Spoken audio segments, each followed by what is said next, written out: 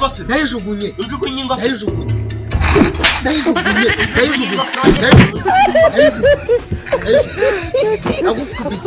ndagukubita wenda gupfuka turwane we ngukubita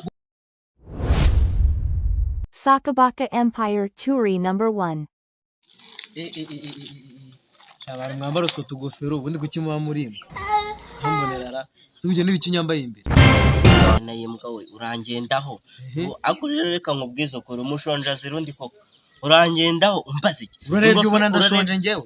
oya tuvugisha ukuri umuntu w'umugabo arabyutse avuga ingofero yanjye kugize uti iki kintu ntago ngishaka iki kintu mujye mushaka mu byo kuri wanye naye mbwa twaturwana wanye naye tuvugisha ukuri ingofero yanjye igutwaye iki izi akoze kizi ingofero urimo uranukira zambara abantu bari imbere urimo urakicira kimwe bagenda gaki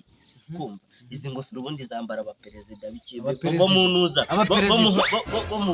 mugabane w'Iburayi banya naye mbwa abaperezida mwongere kunzamura ho mu wawe hambonera reka ibyo tubireke mwana ariko rero buriya twize kuri pe bwira nta kibazo urwo rusatsi rwawe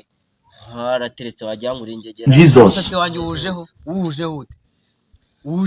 maze ikikubwira ko abantu bafite imisatsi imeze gutyo ntibakora aba bari inyanda aho utuntu tw'utubwaho ngaho ubu ni wakabaye byibura ufite n'imodoka uri kugenda ariko twirwa ifumbiriye rwa ariko umva tupanga ibintu bifite gahunda ndumva nshaka gafiki nuko nta bindi watekereza wanye nayimbwa we ifegi baraziciye ntabwo zikibaho tabe ntari kibaho ahubwo mwebwe abantu nkamwe uri kumva bakwiriye kubaka gereza nyinshi bakubaka gereza zikajya mu ndi wanye nayimbwa we reba iryo jisho rya kuntu ryatukuye ariko ubundi bite byawe shaka nakubaza bite byawe ubundi wageze hano gute vuga nge wageze hano gute ngoro wanye no tutede we wageze hano nakubaza ako ikabwe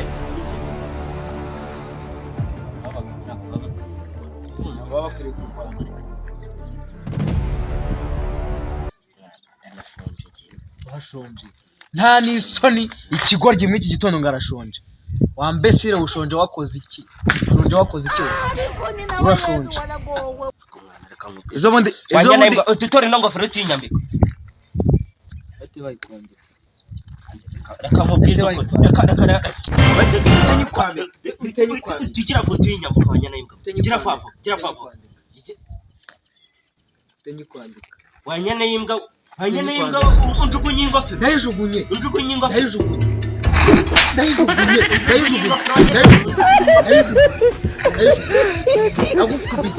ndagukubita wenda gupfuka turwane we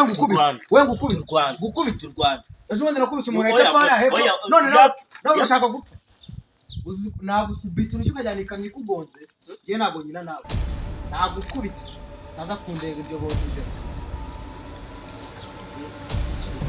naza kundega ibyo bonye imbere